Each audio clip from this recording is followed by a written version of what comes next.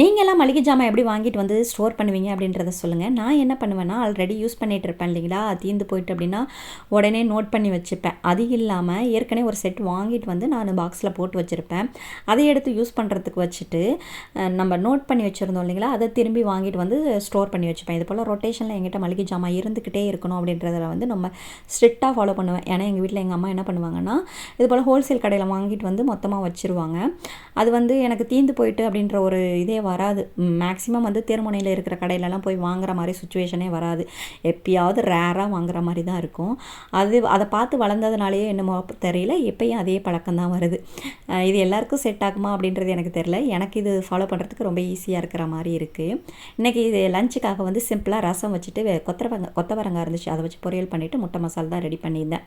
குட்டி பாப்பாவுக்கு சாப்பிட முடியல, அதனால் வந்து கொசு கடிக்கு தான் என்னையை போட்டு படுத்தி எடுத்துட்டா கொசு கடிக்குதுன்னு சொல்லி.